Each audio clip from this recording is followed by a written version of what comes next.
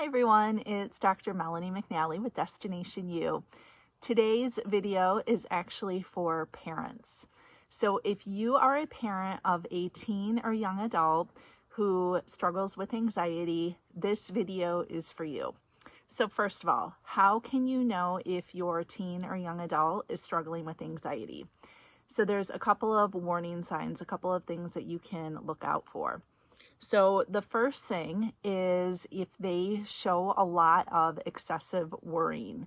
So they are worrying more days than not about germs, getting sick, what other people think of them, academic performance, kind of like social things, having to interact with other people, future events, current events, world events. And if you notice that they are worrying more days than not, then they might be struggling with anxiety.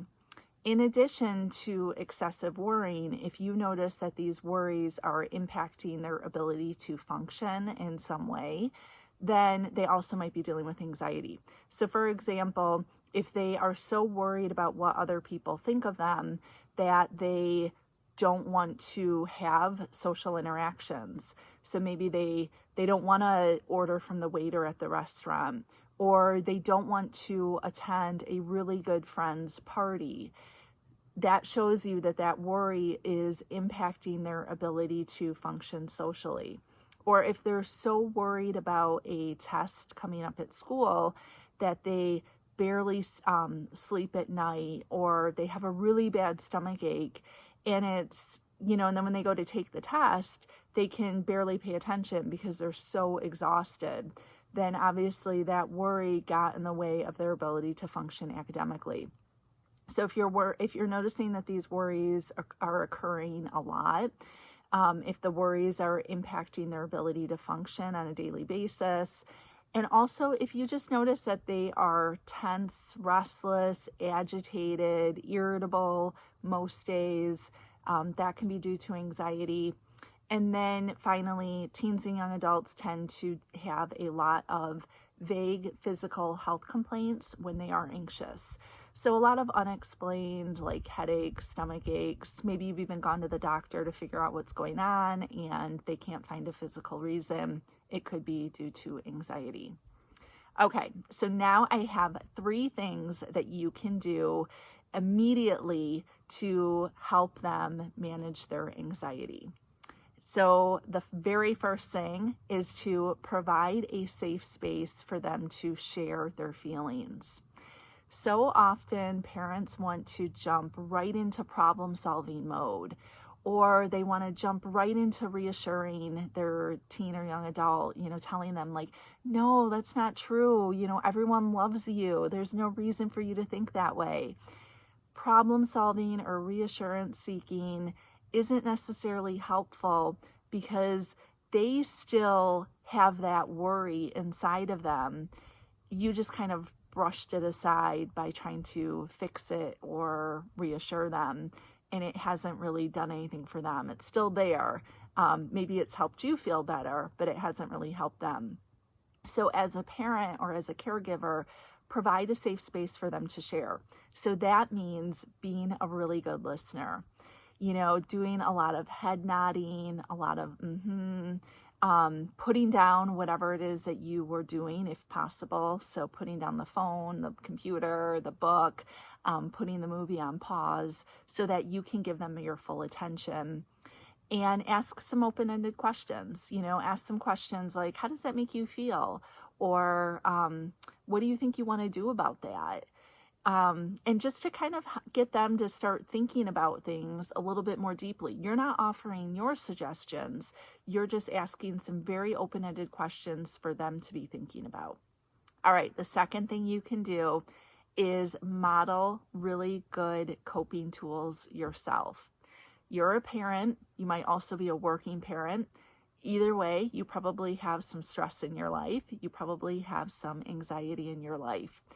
How do you manage your own anxiety or your own stress? Make that internal process external. So for example, let's say you're really worried about a meeting that you have coming up at work, and in your head you're thinking, oh my God, I hope I don't bomb this meeting. I'm so worried about it. But then in your head, you kind of start to talk your way through it, and you're like, God, I've done a dozen of these meetings. They've all gone really well. It's not that big a deal. If anything, maybe my supervisor would want to talk to me about my performance, but this isn't something I'll get fired over. And I always feel anxious leading up to these meetings, and I always end up doing a good job. Done. You don't feel stressed anymore, or as stressed anymore. But you did that all inside of yourself. So your teen or young adult hasn't had the opportunity to see how you just manage that stress or worry. So make that process external so they get a chance to observe it. So maybe you say out loud at the dinner table, I'm so stressed, about this meeting I have tomorrow. I'm really worried I'm going to bomb it. But, I think that I've done a bunch of these meetings before and they always go well, and blah blah blah. You kind of make that whole process that you did internally, you make it external, you say it out loud, you talk your way through it so they have a chance to observe it. Finally, the third thing that you can do is model really good self-care on a daily basis. Self-care is a huge part of anxiety management. Now, you don't have to be rigid about it and have this really strict self-care routine that you're doing every single day. And then if you miss it, it's like, oh my gosh, I missed my self-care routine. Everything stopped. That's not helpful. So you want to have some self-care that you're doing most days. So maybe that means getting outside to get fresh air. Maybe that means exercise or yoga, meditation, journaling. But have a few things that are part of your self-care routine that you try and do most days, and that your teen or young adult has the opportunity to witness you doing. So maybe they walk into they know, most mornings mom's in the living room doing yoga, so I can't go in there.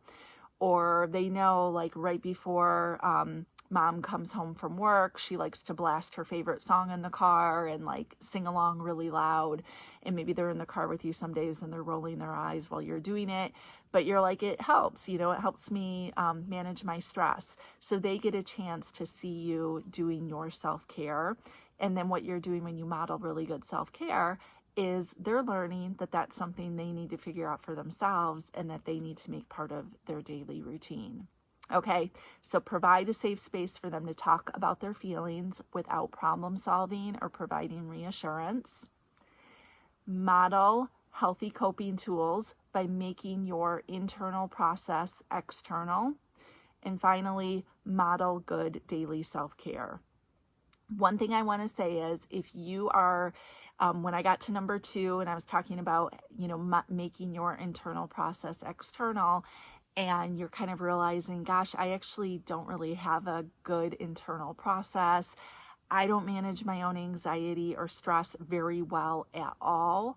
Then you might need to talk to somebody and get some help, or you might need to use some self-help books so that you learn how to manage your own anxiety and stress so that you can model it for them. Because if you're not modeling it yourself, if you're not doing it yourself, how in the world can you expect them to do it? So get the help or support that you need, and then you can even use that as a teaching tool too. Leave the book out so they can see that you're reading it, or talk to them about how you're getting help so you can learn how to manage your own anxiety, so that they see there's no shame in getting help, there's no shame in learning. And again, you're modeling something really healthy for them. You can always email me at connect@destinationu.net as well if you need further support. All right, take care, and I'll see you next time.